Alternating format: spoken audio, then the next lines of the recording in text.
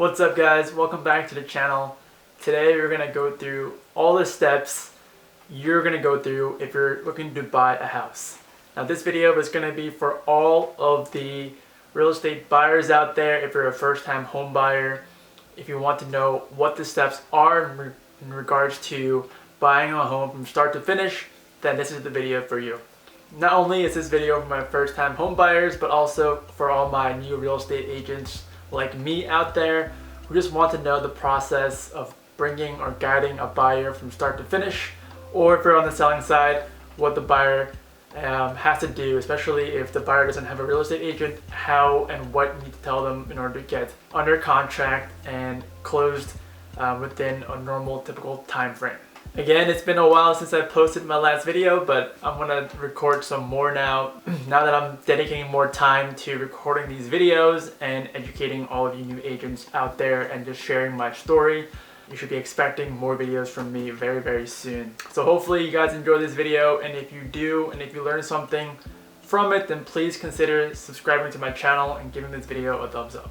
Now the first thing you gotta do if you are a buyer, you're a first-time home buyer, is you gotta figure out, is this the right time for you to buy a home? And figure out and list all the reasons why you want to buy a home right now, and do you really need to? Now this is a case-by-case basis. It really depends on your current situation financially. Maybe it depends on your job situation, or family and friends, or career. Could be a lot of aspects, but figure out why you need to move and do you have to move. And then from there, figure out, can you afford to actually buy a home? Because there's a lot that comes with home ownership. Not only do you have to buy the home, pay a mortgage, you gotta pay interest on that mortgage, you gotta pay property taxes, you gotta maintain the house, you gotta fix the home, you gotta upgrade anything. So there's a lot of money and a lot of time that needs to be put into a home, and it's not just like renting a house or an apartment. So once you figure out why you need to move and that you do have to move and you have to buy a home, the next step is figuring out how much home you can afford. Now you can easily just go online and use some calculators to figure out how much house you can afford. There are some calculators online that ask you where you're looking to buy and then how much you can afford per month. So let's say, for example, you can afford $3,000 a month based on your income, or maybe it's you and your husband, you and your wife, your combined income, you guys can afford $3,000 a month total, all in, including mortgages, property tax, insurances. And then they also ask for how much you can put down as a down payment on a house.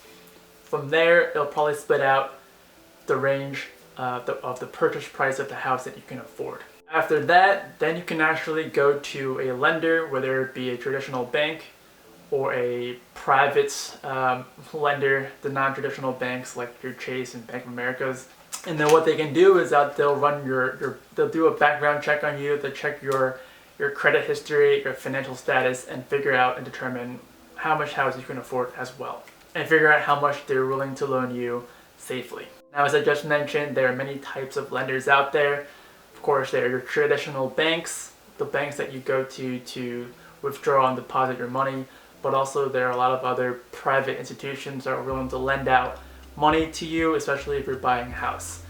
Certainly do your research on this. I'm not an expert on it either, but I can certainly do another video if you guys would like. Just comment down in the comment section below and let me know if you're interested. Once you've gotten your pre-approval, your lender will actually send you a letter stating how much house you can afford, your maximum mortgage that they're willing to give you, and combined with how much down payment you have, it'll spit out what the max price of a house you can afford is.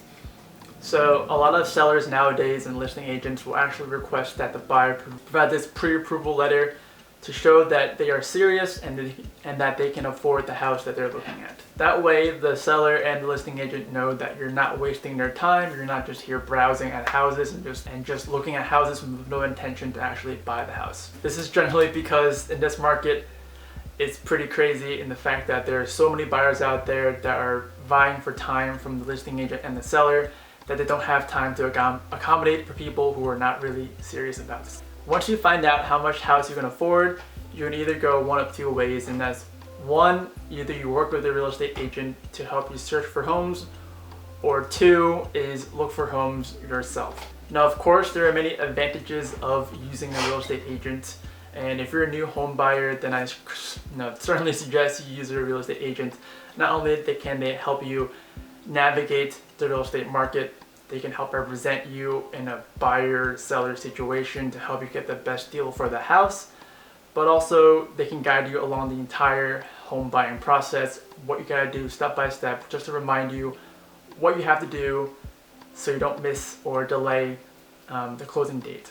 But if you're a more experienced buyer, if you're an investor, maybe you have if you do a couple deals a year, buying multiple houses a year in terms of investing or flipping or whatever you do, then maybe you don't have to have a real estate agent because you've done it enough times where you kind of know the process in your head and you know all the steps that are involved and how much a house is worth to you and how much you're willing to pay. So it really depends on your situation, but for a first-time home buyer or a second-time home buyer, it could really help to have a real estate agent with you in your corner.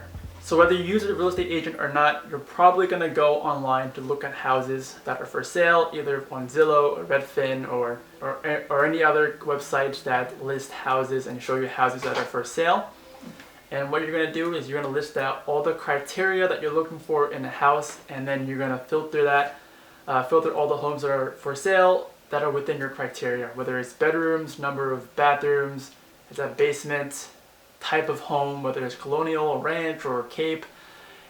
Maybe you want yard space, maybe you want a pool. You gotta fit all those criteria and figure out and prioritize what's most important to you, because the reality is you're probably not gonna get all of your wants in one house because it's not gonna exist, and especially not gonna exist in the price range that you think or that you are in. Certainly list your criteria and figure out what's most important to you and your family, and what are negotiables and what are requirements for your home. What I like to tell a lot of buyers is that the location of your home can't change, but some certain aspects of the home you can change. Certain physical aspects of your home, whether it be renovating the house or painting it, adding a bathroom, taking down a wall, but you can't change the location of it. You can't change the neighborhood or the school district. That stuff is generally more set in stone. So keep that in mind if you're a buyer looking for a home. The next step is actually going out there and going to these open houses, using an agent, having them guide you, having them show you houses that fit your criteria. And once you've figured out a home that you want to buy, in this market you really want to put a strong offer, and that's kind of where the real estate agent comes in, because the real estate agent will be able to help you make your offer stand out and amongst all the other offers on the table, and hopefully get you the house for the best deal, but also be able to get you the house, which is most important. From there, I'm going to just briefly touch on some of these other steps, and I'll go into detail in other videos. But what you'll do is, once your offer is verbally accepted by the seller, you will tell them that you will have to hire an inspector. Now, this is something you can waive as part of your offer, but I certainly do not recommend waiving the inspection portion of this, because you want to see if the house that you're buying is safe and if it's updated enough for you to actually buy it, and there's no surprises once you do buy the home and move in. Once you have the inspection, you should have a real estate attorney with you that will be receiving the contract from the seller's attorney, and then from there you will negotiate or talk with their attorney to make sure all the terms are correct, when you want to close, the purchase price, how much you're putting down on the house. All that stuff is going to be dealt with between the both attorneys, but you'll be there to review the contract with the attorney and then hopefully sign it probably about a week or two after your initial verbal offer acceptance. Once you do that, you'll have to go back out to the lenders and get a loan commitment from someone. So this is where you kind of shop around different banks and lenders to get the best rate, and to kind of get the lender that you trust the most will get the job done, whether it be getting your mortgage or your money in time for closing, who will be the most diligent about it and will be there to kind of guide you through the process. So here's where you pick your lender, and once they do that, once you pick it, they'll actually set up an appraisal date, which is when they send a representative either from the bank or from the lender to see or to appraise the house that you're buying. What they're doing here is they're just making sure that the house you're buying is actually worth how much you're paying for it, so they can actually lend you the money. What they're actually doing here is that if you default on your mortgage, they know that if they sell the house, they can get or recoup all the money back for what they lent to you. Once the appraisal actually goes through and everything is all right in terms of in the lender's eyes, then the attorneys will actually set a closing date.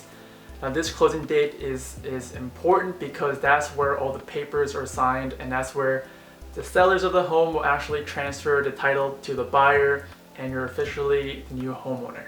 Usually right before the closing day, where all the attorneys, buyers, sellers, and real estate agents meet in one room to get everything signed and all the checks to be collected, then the day before you do a walkthrough of the home just to make sure everything is in the condition that you want it to be in, and that the sellers didn't pull a fast one on you and remove something that you thought was going to be a part of the house, or something's not working anymore that should be working, whether it be a washing machine or refrigerator or a window or something like that, just to make sure that the house is in the condition that you saw it when you first viewed or toured the home. So that's it for the video, guys. That was like a quick step-by-step process of what you will have to go through as a home buyer looking to buy a home in any market. Let me know if you're a home buyer and have any questions in the comment section below. I would love to help you or help answer any questions for you. And hopefully that helps any other new real estate agents. If I missed anything, certainly also let me know in the comment section below. But hopefully you guys enjoyed this video and learned something from it. And I'll see you in the next one.